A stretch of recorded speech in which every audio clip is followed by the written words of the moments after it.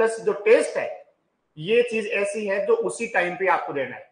Test कोई भी बच्चा मिस न करे, इस चीज का विशेष ध्यान रखें। टेस्ट जितने भी हो सारे देने, क्वेश्चंस जितने भी क्लास में करवाए जाए सारे देखने, क्योंकि क्वेश्चन क्लास में बहुत सारे कंसेप्ट ऐसे हैं जो थ्योरेटिकल क्लास में नहीं हो पाते, वो वहीं पर क्लियर होते। इसलिए हर बच्चा कोशिश करे कि क्वेश्चन क्लास जरूर अटेंड करे एनी हाउ। और यूट्यूब पर अपनी पुरानी क्वेश्चन क्लासेस भी है, पुरानी कम से कम भी 50, 60, 100 के लगभग क्लासेस होगी क्वेश्चन क्लास। जब भी टाइम मिले उनको भी देख लिया।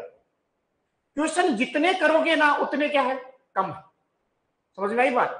सिलेक्शन के लिए एक चीज बता दूं, मैं आपको क्लियर कर देता हूं। 3 चीजें ध्यान दीजिएगा, थ्योरी, क्वेश्चन और टेस्ट। ये 3 चीजें, थ्योरी, क्वेश्चन और टेस्ट। थ्योरी आपका बेसिक क्लियर करती है, इसका योगदान रहता है, मैं मान के चलता हूं इसका योगदान रहता है 38% के लगभग। अगर बच्चे का सिलेक्शन होता है तो 38% योगदान ही रहता है थ्योरी। जो हम पढ़ रहे हैं उसका 38 से 40%, 40 मान लीजिए, इससे ऊपर इसका योगदान नहीं होता। जब तक आपने प्रैक्टिस नहीं की ना तब तक थ्योरी पढ़ना न पढ़ना क्या है, बराबर है। दूसरा माने तो आपका योगदान रहता है लगभग 35% योगदान रहता है क्वेश्चन का। लगभग 35 किसका योगदान रहता है, क्वेश्चन का योगदान रहता है। 35% 70, 75 हो गया, लगभग 25% योगदान रहता है टेस्ट प्रैक्टिस। टेस्ट प्रैक्टिस का 25% बहुत मायने रखता है। अगर आप ये नहीं करते हो तो आप कितने पे रुक गए, 70, 75 पर ही रुक गए। ठीक है, और ये दोनों नहीं करते हो तो आपका सिलेक्शन नहीं हो सकता। अगर आप केवल इसके भरोसे रहते हो, किसके भरोसे, थ्योरी के भरोसे रहते हो, तो सिलेक्शन कभी नहीं होगा। सिलेक्शन के लिए इन दोनों का बड़ा योगदान है, दोनों मिलकर 60% से ऊपर योगदान देती है। समझ में आ रही है बात। तो हर बच्चा इन दो को कभी मिस ना करे, इन दो के बिना सिलेक्शन संभव नहीं। शुरू करते हैं आज का टॉपिक। हाँ जी, तो कल की क्लास में मैंने आपको एनालॉग सर्किट में सर्किट एलिमेंट के प्रकार बताए थे, किस किस प्रकार के सर्किट एलिमेंट होते हैं। अब सर्किट एलिमेंट में मैंने आपको बता दिए एक्टिव, पैसिव, रेखीय, अरेखीय, ओमिक, एनओमिक, इसके अलावा यूनिडायरेक्शनल, बाई डायरेक्शनल। ठीक है, तो इन सभी प्रकार के सर्किट, लम्प्ड और डिस्ट्रीब्यूटेड एलिमेंट, इन सब के बारे में देखा। अब देखो, सर्किट एलिमेंट में कुछ एलिमेंट जिनकी जानकारी एनालॉग सर्किट पढ़ने के लिए होनी चाहिए, वो सारी चीजें बताऊंगा मैं। सबसे पहला आता है सोर्स। आज की क्लास आधारित रहेगी सोर्स, स्रोत पे आधारित होगी। स्रोत पूरा देखेंगे हम लोग डिटेल से। सोर्स की बात करें तो सोर्स का मतलब सीधा होता है, ये सर्किट एलिमेंट पढ़ रहे हैं, सोर्स देखेंगे, प्रतिरोध के जो इंपॉर्टेंट फॉर्मूलाज है वो देखेंगे, संधारित्र के इंपॉर्टेंट फॉर्मूलाज, प्रेरक के इंपॉर्टेंट फॉर्मूलाज, और उसके बाद में जो ट्रांजिस्टर है वहां से इंपॉर्टेंट फॉर्मूला, वो देखने के बाद में अपना एनालॉग सर्किट शुरू होगा। ठीक है, तो सबसे पहले सोर्स क्या होता है। सोर्स का मतलब है जिससे कुछ प्राप्त हो। हिंदी भाषा की बात कर रहा हूं मैं। हिंदी में सोर्स का मतलब क्या होता है, जिससे कुछ प्राप्त हो। और एनर्जी सोर्स, दूसरा शब्द आता है एनर्जी सोर्स। एनर्जी सोर्स, ऊर्जा स्रोत। ऊर्जा स्रोत का मतलब है जिससे ऊर्जा प्राप्त हो, जिससे ऊर्जा प्राप्त हो। और तीसरा जो इंपॉर्टेंट टर्म आती है वह है इलेक्ट्रिकल एनर्जी सोर्स।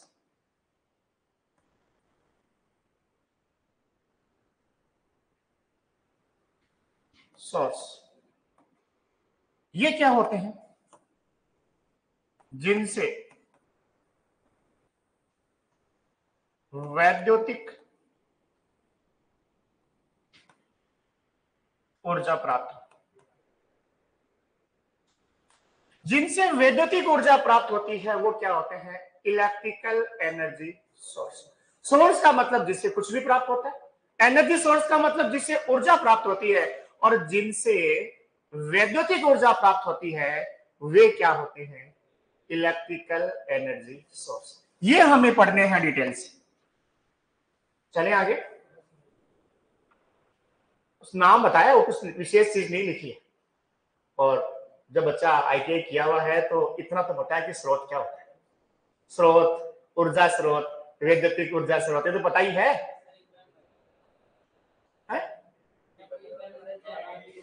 हाँ, अरे मेरे बहन नहीं है। मैं इतना सोचता हूँ कि वही बच्चा आईटीआई किया हुआ है तो नामों का मतलब तो पता ही होगा। चलो कोई नहीं, आराम से बदलेगी, कोई दिक्कत नहीं है। कोई नहीं, भावनाएं समझता हूँ मैं आपकी। हाँ। कल बच्चों की डिमांड थी कि सर एक तो क्वेश्चन क्लास में क्वेश्चन इजी भी कराओ हमें। आज से इजी क्वेश्चंस भी रहेंगे ताकि जो बच्चे जिनका जीरो लेवल है वो उठ सके।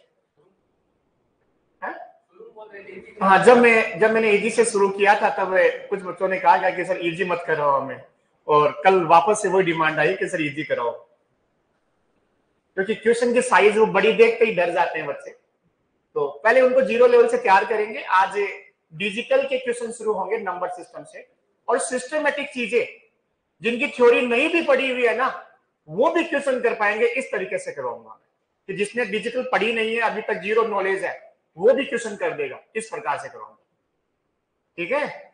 हाँ जी, क्लियर? और अब जितनी भी शाम को क्लासेज होगी, इवनिंग क्लास, उसमें लास्ट का जो 5 से 10 मिनट का समय रहेगा वो फिजिक्स स्पेशल रहेगा, साइंस के लिए। ताकि टेक्निकल की आजकल हर भर्ती में साइंस के क्वेश्चन आते हैं, और स्पेशली फिजिक्स के क्वेश्चन आते हैं। चाहे वो आप डीएफसीसीएल ले लीजिए, चाहे लोको पायलट ले लीजिए, सभी एग्जाम्स में आने लग गए बेसिक क्वेश्चन। ठीक है, तो वहां वो फायदा दे, इसलिए वो भी आज से लास्ट में रहेगा 10 मिनट का। क्या क्या कह रहे हैं? कोई बात नहीं, आईटीआई नहीं किया तो फिर भी सिलेक्शन हो सकता है। अगर अभी पढ़ाई कर ली तो, अगर अभी पढ़ाई कर ली तो फिर भी सिलेक्शन हो सकता है। आईटीआई जाना जरूरी नहीं है। जो बच्चा आईटीआई में 2 साल में पढ़ के आता है, हम उसको 4-5 महीने में तैयार करा देते हैं उत्तर में। 6 महीने में तो ये मानो कि जितना वो 2 साल में पढ़ता है उससे ज्यादा पढ़ चुका होता है यहाँ पे। ये तो जो बच्चे यहाँ पढ़ते हैं या जो पढ़े हुए हैं उनको पूछ लेना आप इसके बारे में। चलिए शुरू करें। वैद्युतिक ऊर्जा स्रोत। वैद्युतिक ऊर्जा स्रोत। वैद्युतिक ऊर्जा स्रोत। वैद्युतिक ऊर्जा स्रोत क्या होते हैं? जिनसे विद्युत ऊर्जा प्राप्त होती है। लिख दिया मैंने पीछे। ये होते हैं 2 प्रकार के।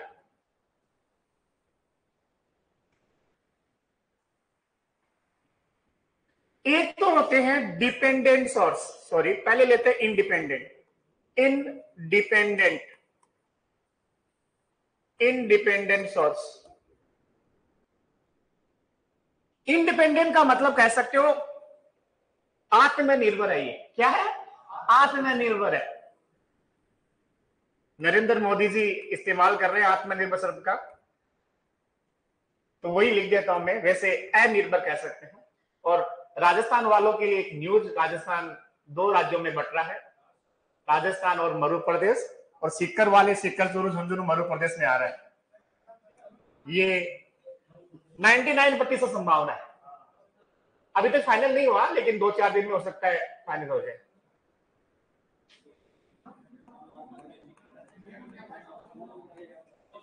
डिपेंडेंट सोर्स,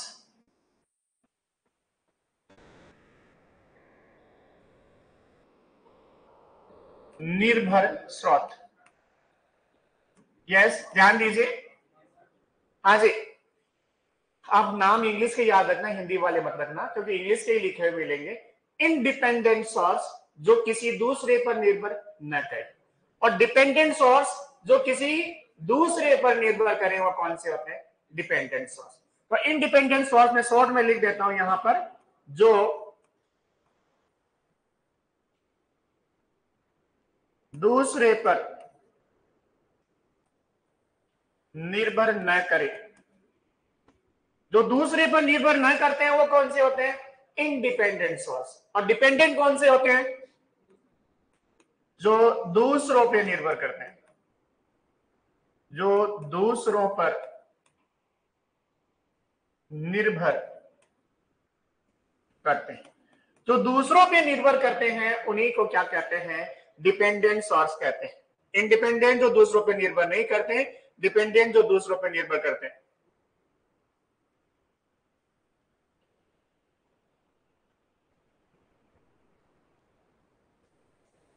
अरे ये क्या पढ़ रहे हैं? ये भाई कह रहा है सर ए क्लास इलेक्ट्रीशियन की स्टार्ट। तो ये इलेक्ट्रीशियन इलेक्ट्रॉनिक्स कॉमन ही होता है। स्रोत, वैद्युतिक स्रोत, विद्युत किसमें आती है? हाँ जी।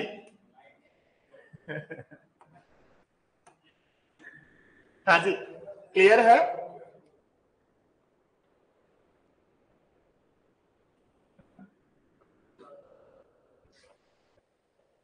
मैं इसकी भावनाएं समझ गया। ये कहना चाह रहा है कि सर एक उत्पादन पारेषण वितरण का टॉपिक है, उसको शुरू कर। हाँ, वो भी करेंगे। उत्पादन पारेषण वितरण भी होगा भाई।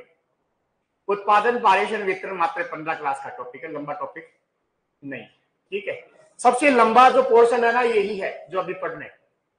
यस, सबसे पहले शुरू करते हैं इंडिपेंडेंट सोर्स।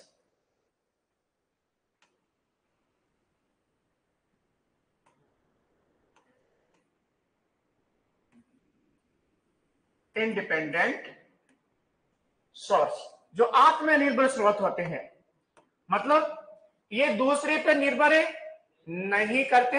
ये होते हैं दो प्रकार के, ये होते हैं दो प्रकार के।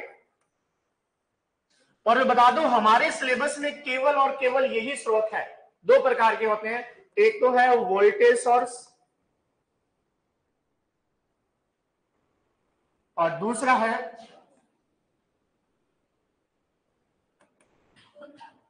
Current source. एक तो वोल्टेज सोर्स है, दूसरा कौन सा है?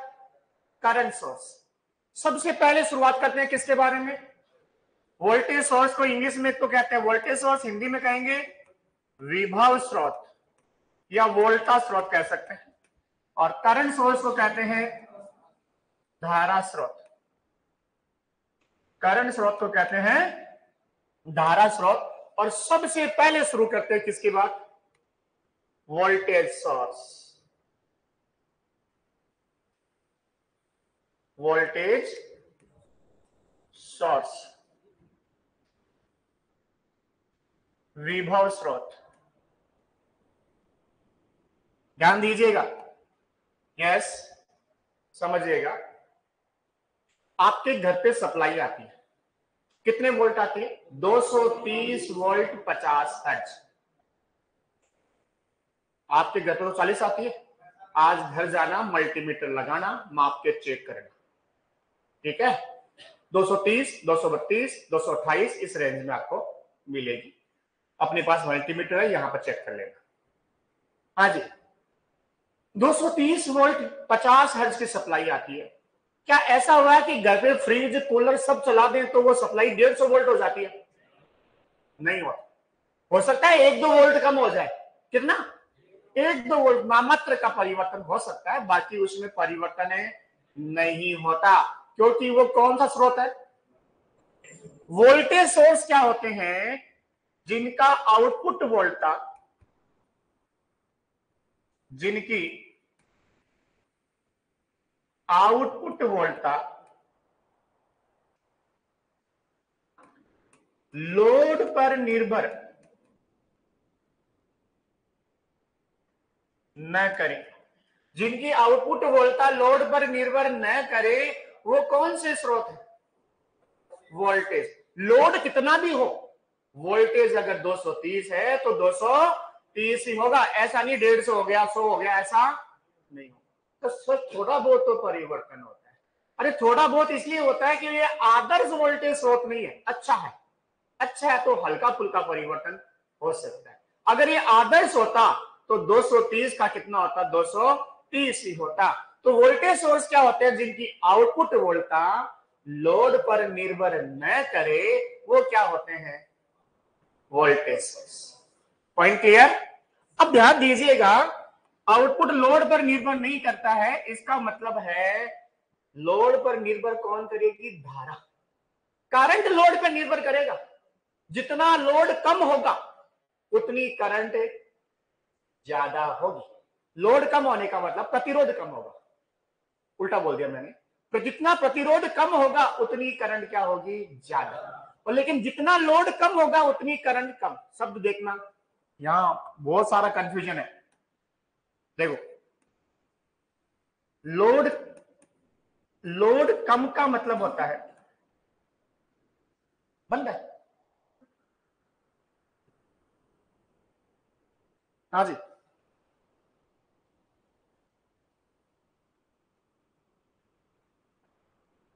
लोड कम का मतलब होता है प्रतिरोध ज्यादा। एक मिनट,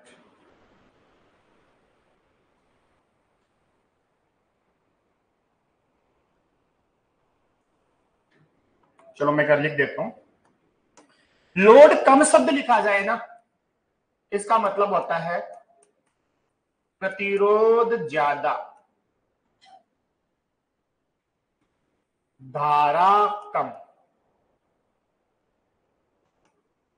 जब भी ऐसे स्रोत के लिए कहा जाए कि लोड कम है, तो इसका मतलब क्या होगा, प्रतिरोध ज्यादा होगा, धारा क्या होगी, कम होगी।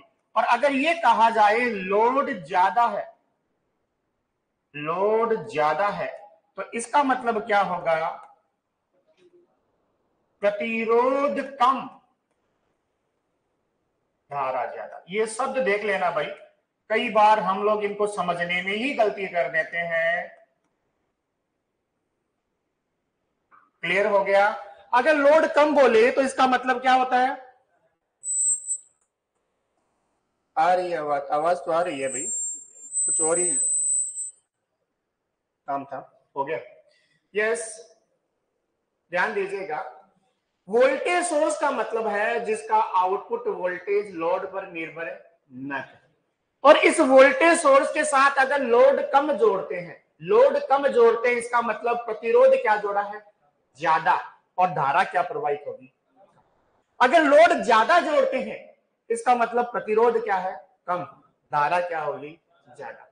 कहने का मतलब है, एक तो आप हीटर जोड़ते हो और एक बल्ब जोड़ते हो, लोड ज्यादा किसका है, हीटर का लोड ज्यादा है, इसका मतलब उसका प्रतिरोध क्या है, कम है, और धारा क्या है, ज्यादा। बल्ब का लोड क्या है, कम है, इसका मतलब उसका प्रतिरोध क्या है, ज्यादा, धारा क्या है।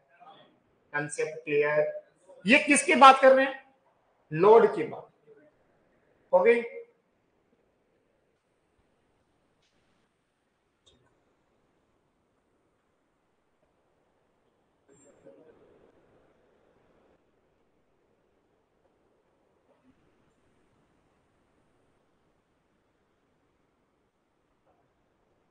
क्लियर है बच्चों, ये चीजें आ जाएगी। यस, ध्यान दीजिए, ये प्रतिरोध स्रोत का नहीं है, ये किसका है, लोड का है। ये लोड की बात कर रहे हैं। कहीं आप स्रोत के साथ में देखने लग जाओ कि सर स्रोत का प्रतिरोध कम ज्यादा कैसे हो गया, ऐसा नहीं है। ये किसकी बात है, लोड कम है इस शब्द का मतलब है, ये लोड ज्यादा है इस शब्द का मतलब। अब देखिए, ये जो वोल्टेज सोर्स है, ये वोल्टेज सोर्स है, वोल्टेज स्रोत, ये भी आपके पास एक तो हो सकता है बहुत अच्छा, और दूसरा हो सकता है आदर्श। वोल्टेज सोर्स क्या है, आदर्श,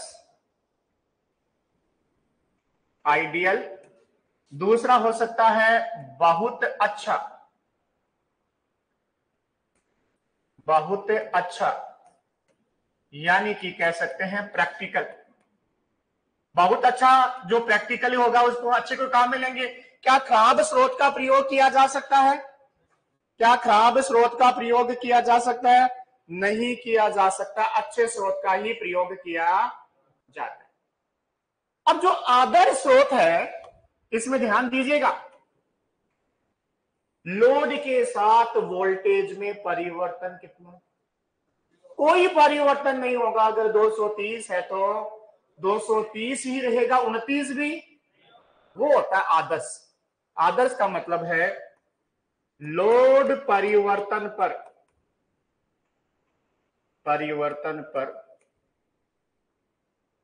वोल्टेज परिवर्तन कितना? 0। लोड परिवर्तन पर वोल्टेज परिवर्तन कितना होगा? 0 होगा आदर्श में। और ध्यान दीजिएगा, इसका आंतरिक प्रतिरोध कितना? प्रतिरोध 0। आंतरिक चालकता कितनी? आंतरिक चालकता कितनी? अनंत महो। महो नहीं लिखूंगा, साइमा नहीं लिखूंगा मैं, महो बंद कर दिया आजकल। और बात समझ में आई या नहीं आई? अरे कंसेप्ट क्लियर हो गया। आदर्श वोल्टेज स्रोत कौन सा होता है? जिसका लोड के साथ वोल्टेज परिवर्तन कितना होता है? 0। ठीक है। आंतरिक प्रतिरोध कितना होगा? 0। और आंतरिक चालकता कितनी होगी? अनंत साइमन होगी। आंतरिक प्रतिरोध 0 ओम, आंतरिक चालकता अनंत साइमन।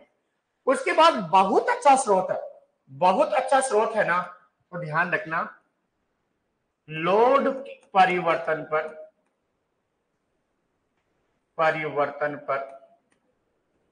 वोल्टेज में अल्प परिवर्तन। लोड बदलता है तो वोल्टेज में क्या होता है? हल्का फुल्का सा क्या होता है? परिवर्तन होता है, अल्प परिवर्तन कह सकते हैं। मतलब 230 की जगह 229 होगा, 28 होगा, तो क्या हुआ? अच्छा वोल्टेज सोर्स। और इसका आंतरिक प्रतिरोध की बात करें, आंतरिक प्रतिरोध कम से कम, आंतरिक प्रतिरोध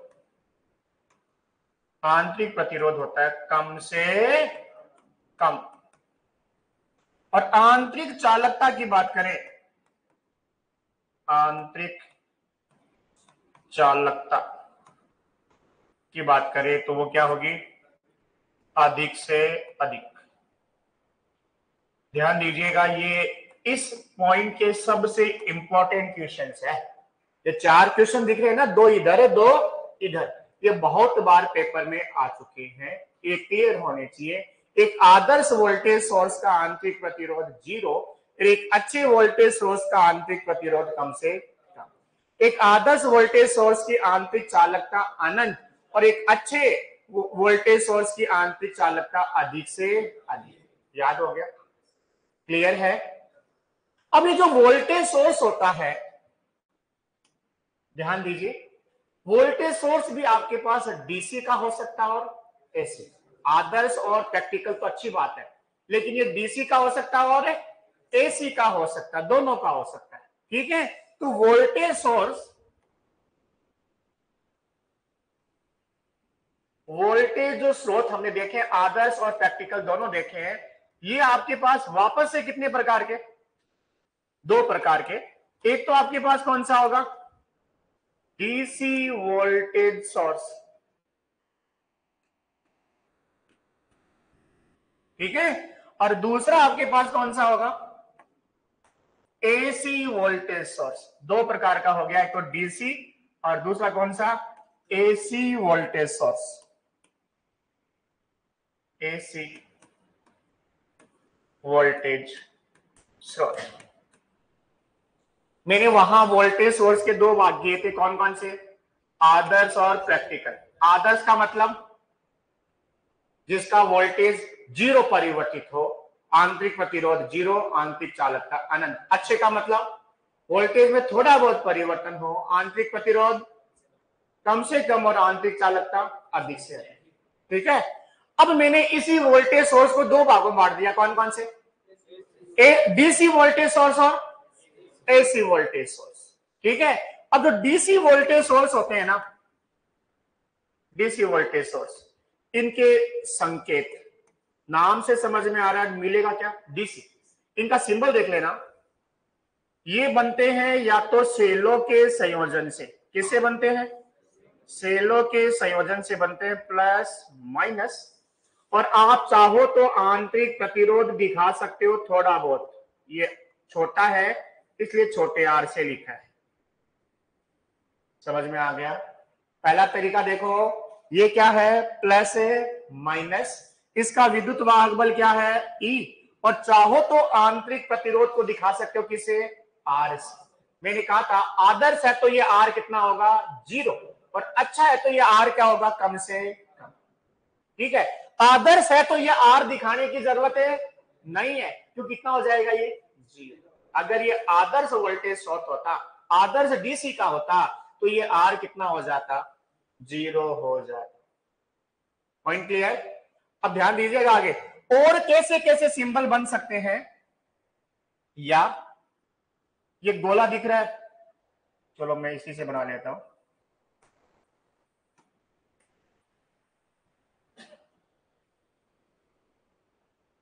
सिंगल गोला ही होता है वैसे, मैंने डबल बना दिया दिखने के हिसाब से। इसमें एक तरफ प्लस, एक तरफ है माइनस, और इसके साथ में ये छोटा प्रतिरोध दिखा सकते हो आप।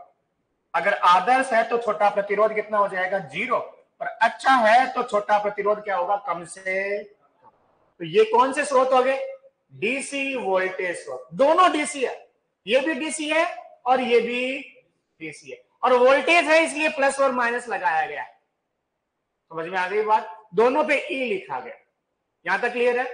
अब अगर एसी वोल्टेज सोर्स होते तो एसी वोल्टेज सोर्स कैसा होगा, ध्यान दीजिएगा। ये प्रतिरोध का तो एक चीज देख लीजिएगा, प्रतिरोध का मान 0 है तो आदर्श, कम है तो अच्छा। अब देखो ये एसी वोल्टेज सोर्स इस टाइप के हो सकते हैं। एक तो ये दिख रहा है, कुछ दिख रहा है, दूसरा ये दिख रहा है, तीसरा ये दिख रहा है। 3 स्रोत दिख रहे हैं क्या? आप चाहो तो तीनों के साथ में श्रेणी प्रतिरोध भी जोड़ सकते हो। ये पहले के साथ, ये दूसरे के साथ, ये तीसरे के साथ। श्रेणी छोड़ दो भाई, क्योंकि हम आदर्श ही बना देते हैं। अच्छा होगा तो श्रेणी क्रम में क्या जुड़ जाएगा, प्रतिरोध। अगर प्रतिरोध है तो क्या है, अच्छा है, और प्रतिरोध 0 हो गया तो आदर्श, सबसे अच्छा जिसको बोलते हैं आदर्श। प्रतिरोध 0 होगा तो। ये 3 स्रोत दिख रहे हैं क्या? 3 स्रोत दिख रहे हैं, यहां पर भी, यहां पर भी। ये आप चाहो तो ई लिख सकते हो, जरूरी नहीं वी लिखो, ई लिख दो, सब में ई लिख देते हैं ताकि एक जैसे दिखे। ये तीनों स्रोत किसके हैं, एसी। तीनों में पहला जो दिख रहा है ना, ये कौन सा है, जावक्रीय। कौन सा है? दूसरा दिख रहा है वो कौन सा है, वर्गाकार। और तीसरा दिख रहा है वो कौन सा है, त्रिभुजाकार। जावक्रीय, वर्गाकार और त्रिभुजाकार, ये 3 प्रकार के एसी वोल्टेज स्रोत हो सकते हैं। जावक्रीय एसी, वर्गाकार एसी और त्रिभुजाकार एसी। ये बात समझ में आई नहीं आई? मैंने यहां तो प्रतिरोध दिखाए और यहां नहीं दिखाए, समझ गए होंगे क्या? प्रतिरोध दिखाते क्या हो जाएंगे, अच्छे, अगर निम्न मान का है तो, और प्रतिरोध नहीं दिखाओगे तो क्या हो जाएंगे, आदर्श। आप चाहो तो यहां भी मत दिखाओ, कोई फर्क नहीं पड़ने वाला। नहीं दिखाओगे तो क्या हो जाएंगे, आदर्श। तो चिन्ह तो समझ में आ गए वोल्टेज स्रोत के? अरे क्लियर है? ये कौन सा है, डीसी वोल्टेज सोर्स। ऐसा भी बना सकते हैं, ऐसा भी बना सकते हैं। ये कौन से है, एसी वोल्टेज सोर्स। 3 प्रकार के, कौन कौन से, जावक्रीय, वर्गाकार और त्रिभुजाकार। जिसके अंदर इस प्रकार की लाइन बने जावक्रीय, जिसमें ऐसा बने त्रिभुज की तरह, त्रिभुज। पॉइंट क्लियर हो गया यहां तक? चलें आगे, अगला पॉइंट, डीसी वोल्टेज सोर्स के बारे में बेसिक।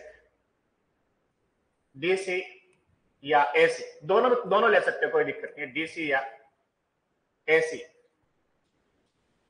Voltage source. मैं यहां जो एग्जांपल लूंगा वो डीसी का ही लूंगा, ताकि कंसेप्ट दोनों में सेम है, अलग अलग नहीं है। इसमें कुछ चीजें आपको याद रखनी है। ये जो प्रतिरोध है, ये सेल का क्या है, आंतरिक प्रतिरोध। ये निम्न होता है या उच्च, निम्न होता है। अच्छा है तो निम्न, आदर्श है तो कितना, और ये जो मैंने बनाया है ये क्या है, सेल का विद्युत वाहक बल ई। लाइनें सीधी है क्या, सीधी बना लिया करो भाई, मेरे क्या बीमारी है ये,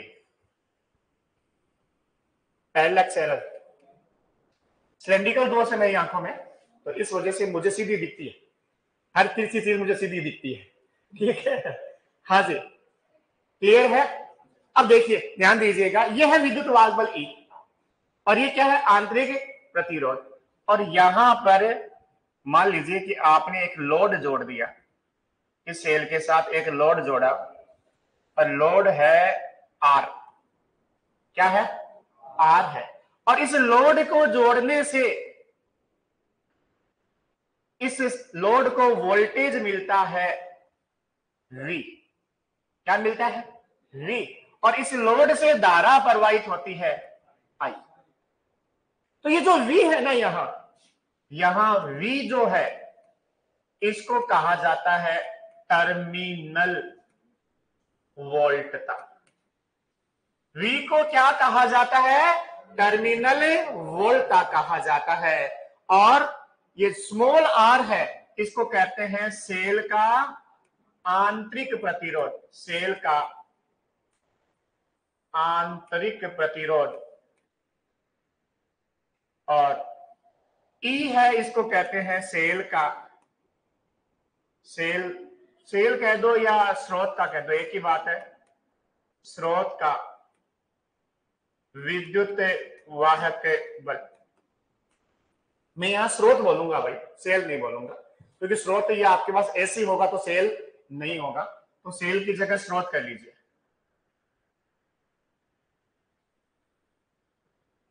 स्रोत का विद्युत वाहक बल और स्रोत का आंतरिक प्रतिरोध। समझ में आई बात। ये एक स्रोत है जिसका विद्युत वाहक बल कितना, ई, आंतरिक प्रतिरोध कितना, आर, टर्मिनल वोल्टता कितनी, तीनों चीजें हैं। अब ध्यान दीजिएगा, अब आप मुझे बताओ, यहां पर ई है, यहां पर वी है, तो ये धारा क्या होगी, सेल से ली या सेल का आंतरिक प्रतिरोध मान लेते हैं, सेल का आंतरिक प्रतिरोध, सेल की जगह स्रोत, क्योंकि यहां तो डीसी है इसलिए सेल ठीक है, ऐसे लिखते ही सेल क्या हो जाएगा, गलत हो जाएगा। स्रोत का आंतरिक प्रतिरोध,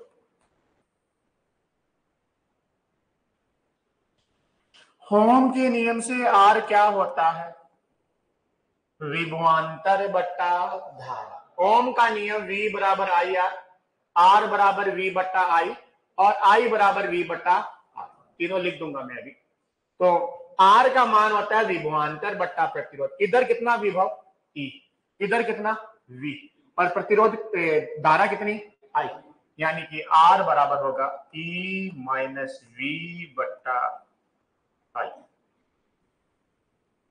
एक तो ये फॉर्मूला पता होना चाहिए कि जब भी किसी स्रोत का आंतरिक प्रतिरोध निकालना हो तो R बराबर क्या हो जाता है, VE माइनस V बटा I। और इसको अगर मैं तिरछा गुणा करूं, यहां से तिरछा गुणा करूं तो क्या आता है, RI, इसको तिरछा गुणा कर दिया, बराबर क्या आएगा, E माइनस V।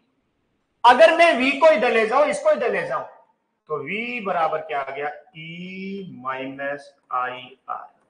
ये वाला फॉर्मूला और ये वाला फॉर्मूला दोनों आपको पता होने चाहिए कि किसी भी स्रोत का आंतरिक प्रतिरोध क्या होता है, E माइनस V बट्टा I, और विद्युत वाहक बल जो टर्मिनल वोल्टता मिलती है वो कितनी होती है, E माइनस IR।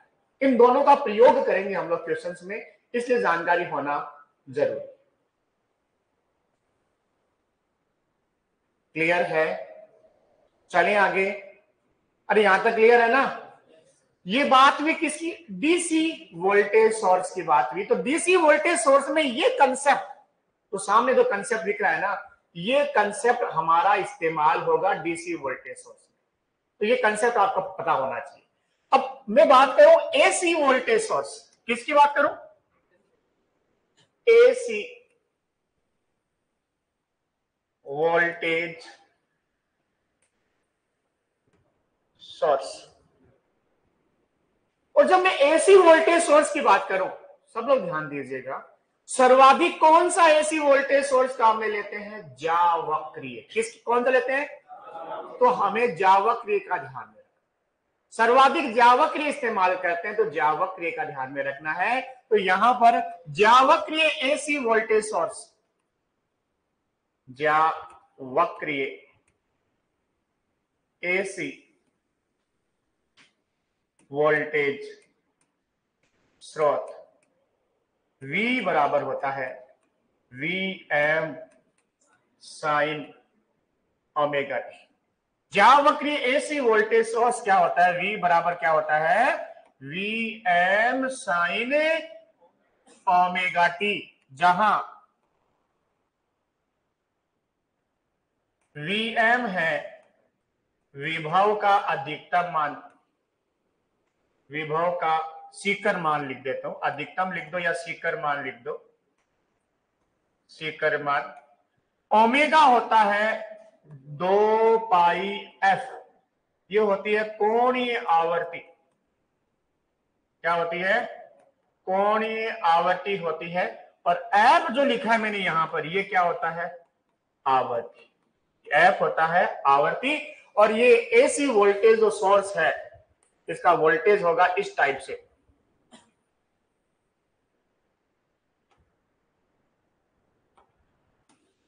इस टाइप से वोल्टेज होगा एसी वोल्टेज सोर्स, 0 पाई 2 पाई।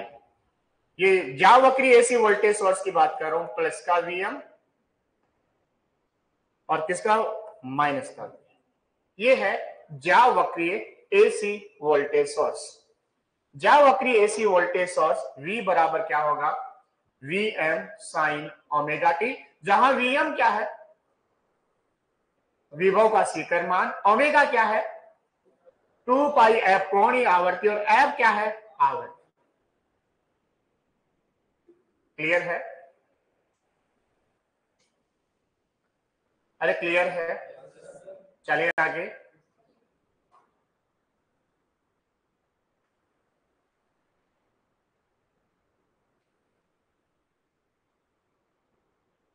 अब देखिए, ये जो एक मैंने फॉर्मूला लिखा है ना, इस फॉर्मूले से भी बहुत सारे क्वेश्चन सीधे पूछ लिए जाते हैं। क्या इस फॉर्मूले से क्वेश्चन कैसे कैसे आ जाते हैं, वो देखिएगा। चलिए आगे। इस फॉर्मूले से ऐसे क्वेश्चन,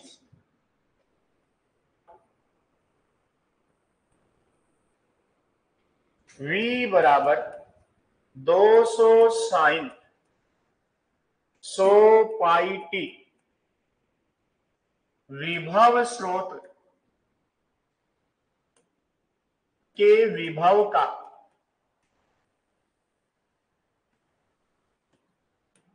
शिखर मान एवं आवर्ती क्या होगी? शिखर मान निकालना है विभव का, और आवर्ती क्या होगी, दोनों चीजें आपको निकालनी है। फटाफट निकाले भाई, विभव का शिखर मान और आवर्ती। बहुत आसान सा क्वेश्चन है। शिखर मान और आवर्ती निकालनी है।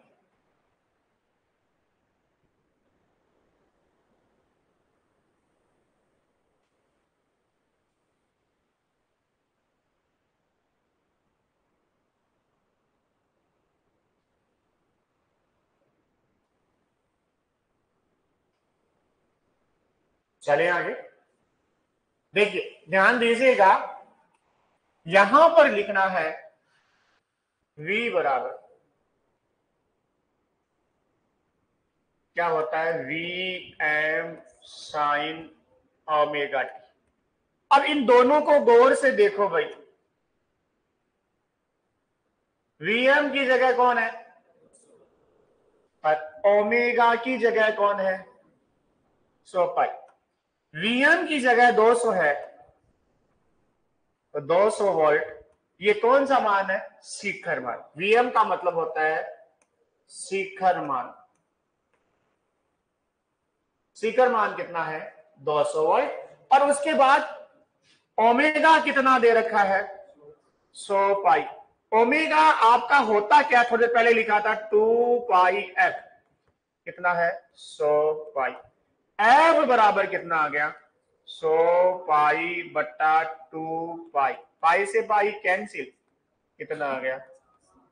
50 हर्ट्ज। तो अधिकतम मान या शिखर मान तो 100 वोल्ट, सॉरी 200 वोल्ट, और आवृत्ति कितनी आ गई? 50 हर्ट्ज आ गई।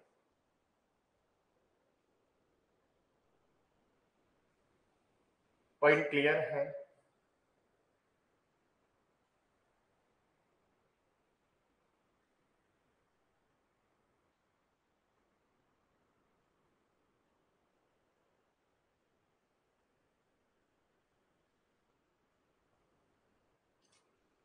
क्लियर? चलें आगे, कर लोगे ऐसे क्वेश्चंस? ठीक है। ये कौन सा स्रोत है? जावक्रीय स्रोत। अगर वर्गाकार है तो किसी इक्वेशन की जरूरत होती नहीं है। वर्गाकार में अधिकतम मान और न्यूनतम मान ही होते हैं, बाकी इक्वेशन की जरूरत है नहीं। त्रिभुजाकार का प्रयोग हम लगभग नहीं करते हैं, दो का प्रयोग ज्यादा करते हैं। कौन कौन से का? जावक्रीय और वर्गाकार। ठीक है। आजकल जो इन्वर्टर आते हैं मार्केट में, कौन से आते हैं? अरे वर्गाकार आते हैं। जावक्रीय महंगा पड़ता है 2000 रुपए का, इसलिए हर दुकान पे आपको इन्वर्टर कौन सा मिलेगा? वर्गाकार। इस वर्गाकार इन्वर्टर की एक बड़ी दिक्कत है, लाइट जाते ही पंखे में हल्की हल्की सी आवाज आती है। देखा है नहीं देखा? अगर लाइट जाते ही पंखे की आवाज बदल जाती है, इसका मतलब इन्वर्टर कौन सा है? वर्गाकार। और लाइट जाने का पता ही नहीं चले, इसका मतलब कौन सा इन्वर्टर है? जावक्रीय साइनोसॉइडल इन्वर्टर है। ये विशेषता होती है वे। जावक्रीय वाला 2000 रुपए महंगा आता है और स्क्वायर वाला क्या आता है? सस्ता आता है। तो लोग और दुकान वाले भी कौन सा बेचते हैं? स्क्वायर वाला बेचते हैं। 2000 रुपए एक्स्ट्रा वाला लाना पालते ही नहीं है।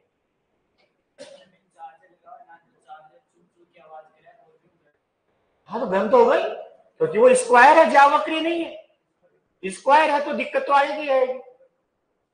हाँ जी, ये क्लियर हो गया। डीसी स्रोत कंप्लीट।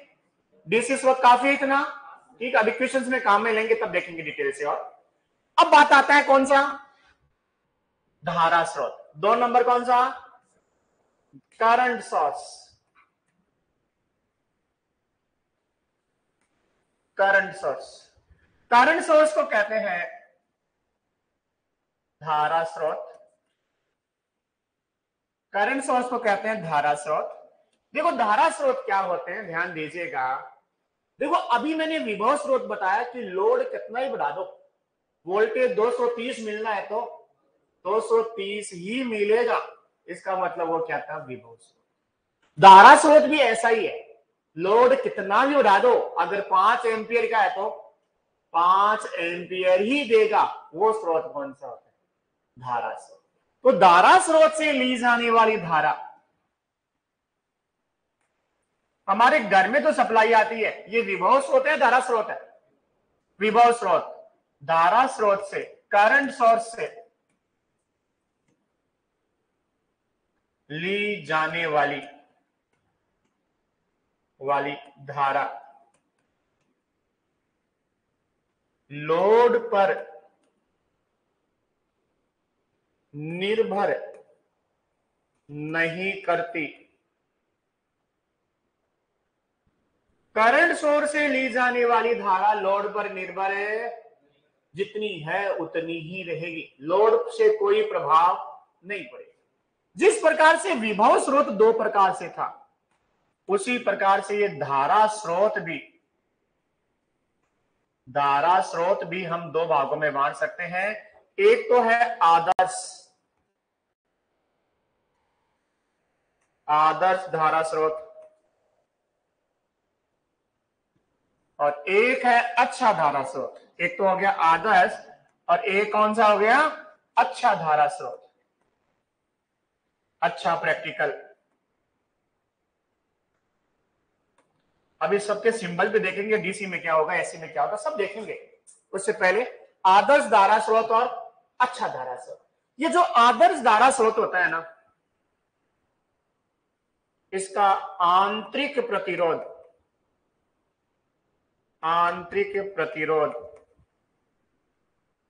अनंत होता है। और एक अच्छा धारा स्रोत होता है ना, सॉरी यहां इसका भी लिख देता हूं, अच्छा धारा स्रोत है तो आंतरिक प्रतिरोध क्या होगा, अधिक से अधिक। अच्छे धारा स्रोत का आंतरिक प्रतिरोध क्या होगा, अधिक से अधिक। और आदर्श धारा स्रोत की आंतरिक चालकता रहती है 0। और अच्छे धारा स्रोत की आंतरिक चालकता क्या रहती है, कम से। अच्छे धारा स्रोत की आंतरिक चालकता क्या होती है, कम से कम होती है। क्लियर है, कोई दिक्कत यहां तक? धारा स्रोत का मतलब है जिससे ली जाने वाली धारा लोड पर निर्भर। और धारा स्रोत का आंतरिक प्रतिरोध अगर आदर्श है तो अनंत, अच्छा है तो उच्च या अधिक कह सकते हो। और आंतरिक चालकता आदर्श है तो 0, अच्छा है तो क्या होगी, कम से कम। पॉइंट क्लियर है? चलिए आगे। अगला पॉइंट, मैं यहां जो धारा स्रोत है इसको भी 2 कैटेगरी में डिवाइड कर देता हूं। वही जो पीछे किया था, पहले वाला तो कौन सा, डीसी धारा स्रोत, और दूसरा कौन सा, एसी धारा स्रोत।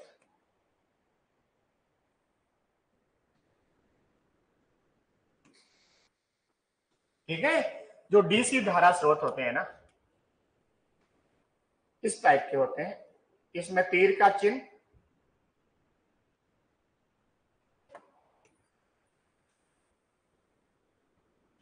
और फिर यहां देखो ये धारा स्रोत है, इसका आंतरिक प्रतिरोध कौन से क्रम में रहता है, समान। ये तो कौन सा है, अच्छा वाला, अच्छा धारा स्रोत।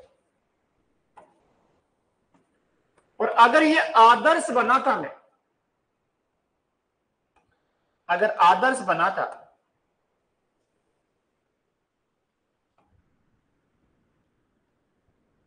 बनाता तो इस प्रकार से होता।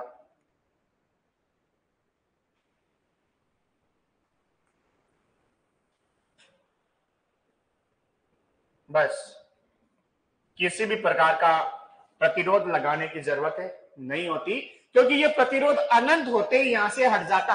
अनंत प्रतिरोध का मतलब क्या होता है, ओपन सर्किट। तो यहां से क्या हो गया, ओपन हो गया। ये कौन सा है, आदर्श।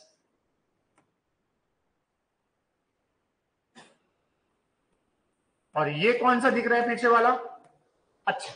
ये अच्छा है, ये आदर्श। प्रतिरोध लगाते हो तो क्या बन जाता है, अच्छा। नहीं लगाते हो तो क्या बन जाता है, आदर्श। ठीक है, ये तो कौन सा है भाई, डीसी। डीसी है, तीर का चिन्ह ऊपर की तरफ है। अब देखो एसी में देखना, एसी में भी तीर का चिन्ह ऊपर की तरफ ही होगा। अब एसी वाले धारा स्रोत बनाएंगे तो आपको क्या करना है, मैं ये सब आदर्श ही बनाऊंगा भाई, प्रतिरोध किसी में नहीं लगाऊंगा, सब आदर्श बनाऊंगा। अगर आपको अच्छा बनाना है तो क्या लगाओ, प्रतिरोध।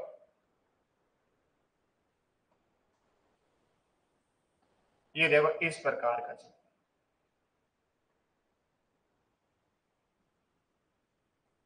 कुछ दिख रहा है, अरे दिख रहे हैं ना चिन्ह। बस वहां प्लस माइनस था, यहां प्लस माइनस की जगह किसका चिन्ह होता है, एरो का चिन्ह होता है। बाहर क्या लिखा जाता है, आई। ये कौन सा है, ज्यावक्री। ये कौन सा है, वर्गाकार धारा स्रोत। ये कौन सा है, त्रिभुजाकार। त्रिभुज सा बन रहा है, इसलिए कैसा है, त्रिभुजाकार धारा स्रोत। जो बच्चे लाइव लेते हैं वीडियो क्लियर है? लाइट ज्यादा तो नहीं है? बता दीजिएगा भैया ना, क्योंकि मुझे ज्यादा लग रही है पिछले 2-3 दिन से। या तो मेरी आंखें सही हो गई या सच में ज्यादा हो गई, कुछ तो चक्कर है। सही है, कोई बात नहीं। क्या? हाँ ऐसा लग रहा है ज्यादा लाइट हो रही है। हाँ हाँ, खुद ही आदर्श हो जाएगा। ये आदर्श हो गया, सारे आदर्श है। आगे वाले सारे क्या है? आदर्श। और यहां अगर प्रतिरोध जोड़ दोगे समांतर में तो क्या हो जाएंगे? अच्छे। बस अच्छों के समांतर में उच्च मान का प्रतिरोध होगा और आदर्श में प्रतिरोध नहीं। बस इतना ध्यान में रखना। हो गया? अरे हो गया क्या? अब देखो, ऐसे स्रोत तो हमारे इतने इंपॉर्टेंट नहीं है। हमारे जो इंपॉर्टेंट है वो कौन से वाले हैं? डिस। ठीक है। और अगर इसका ज्यावक्रीय स्रोत का समीकरण लिखना हो, तो ज्यावक्रीय धारा स्रोत का समीकरण लिखना हो तो मैं लिख देता हूं, आई बराबर आई एम साइन ओमेगा। वैसा का वैसा, ये कुछ बदलाव नहीं हुआ, केवल वी की जगह क्या कर दिया? आई कर दिया। दोबारा देखने की जरूरत नहीं है, वी की जगह हमने आई कर दिया। आई एम शिखर मान है और ओमेगा क्या है? कौन? ये आवृत्ति। तो वहां कोई बड़ी चीज नहीं है, सेम के सेम चीज है। अब जो सबसे इंपॉर्टेंट पॉइंट आता है ना, वो आता है विभव स्रोत का धारा स्रोत में परिवर्तन और धारा स्रोत का विभव स्रोत में परिवर्तन कैसे करें। चलिए आगे। स्रोत परिवर्तन। स्रोत परिवर्तन। सबसे पहला तो सिंपल सा है, ज्यादा बड़ा नहीं है भाई। सबसे पहला है विभव स्रोत। विभव स्रोत का परिवर्तन कर रहे हैं धारा स्रोत में, और एक विभव स्रोत है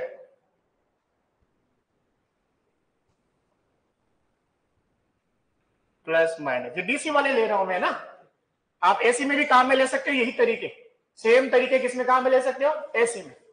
ये विभव स्रोत है वी, समांतर श्रेणी में प्रतिरोध कितना है? आर। ये आदर्श है या अच्छा है?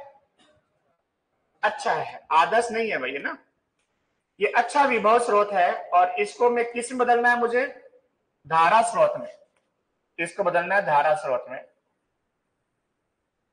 और धारा स्रोत में प्रतिरोध कौन से क्रम में आ जाता है? समांतर। अब देखो भाई कैसे बदलेंगे।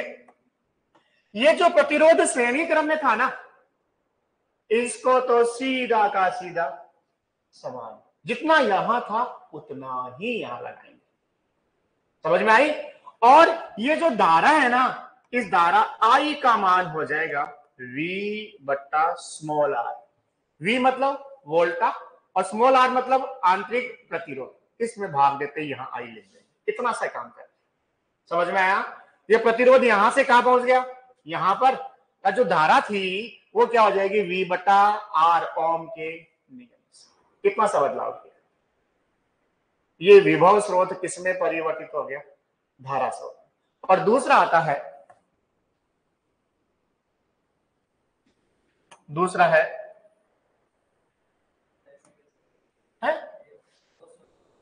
ये विभव स्रोत था, इसको धारा स्रोत में बदल दिया। आंतरिक प्रतिरोध कम है, ये अच्छी नहीं है, ये अच्छे नहीं है। ये कह सकते हैं काम में लेने के लिए, बाकी अच्छे की कैटेगरी में नहीं आएंगे। धारा स्रोत में बदला तो ये अच्छा धारा स्रोत है नहीं। समझ में आई बात? हाँ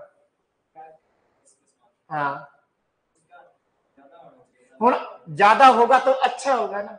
कोई भी विभव स्रोत क्या अच्छा धारा स्रोत हो सकता है? नहीं हो सकता।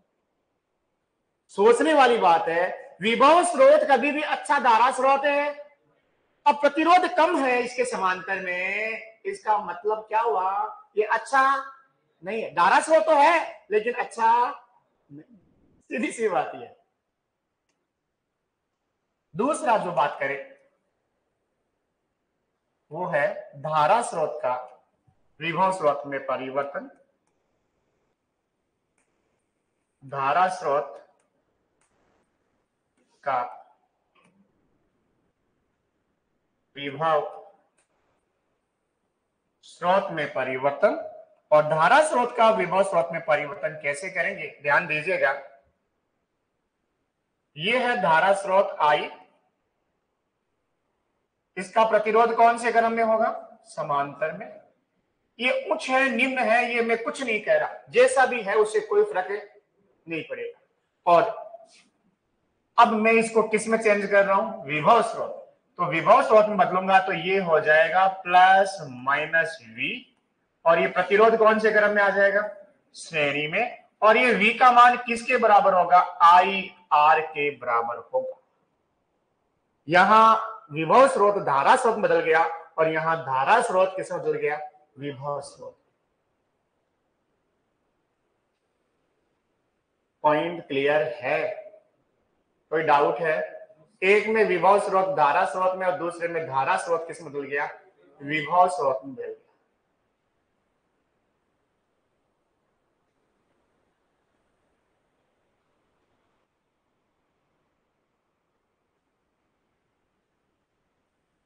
क्लियर?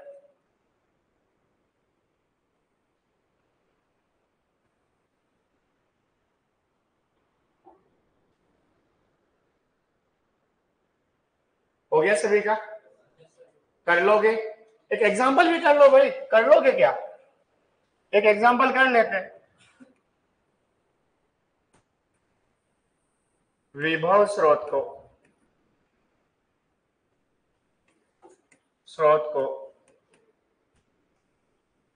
तुल्य धारा स्रोत में परिवर्तित करें।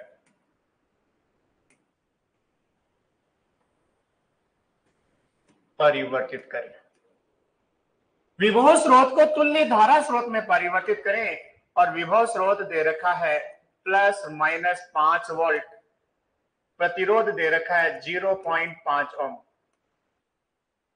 बताइए, 1 ओम ही कर देना है, तो 2 कर देते, थोड़ा सा आसान भी हो जाए। ये विभव स्रोत है, इसको धारा स्रोत में बदलना है। 4 डायग्राम दिए हुए होंगे, उनमें से एक का क्या करना होगा, आपको चुनाव करना होगा। तो धारा स्रोत बदलना है, इसका मतलब प्लस माइनस नहीं होगा, एरो का चिन्ह होगा। प्रतिरोध कौन से क्रम में आ जाएगा, समांतर में।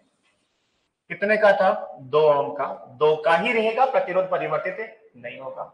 और धारा आई बराबर हो जाएगी V बट्टा R, 5/2, यानी कितनी आएगी, 2.5 एम्पियर। मैं आपको बता दूं, आप इसके लोड जोड़ना, उसके लोड जोड़ना, दोनों समान व्यवहार करें। वहां लोड जोड़ के देख लेना और यहां लोड जोड़ के देख लेना। इसके 1 ओम का प्रतिरोध जोड़ लो, इसके 1 ओम का प्रतिरोध जोड़ लो, उस 1 ओम के प्रतिरोध से प्रवाहित धारा कभी भी नहीं बदलेगी, एक ही रहेगी। करके देखें, क्योंकि ये विभव स्रोत किसमें चेंज हो गया, धारा स्रोत में चेंज हो गया। ठीक है, इस क्लास के लिए इतना।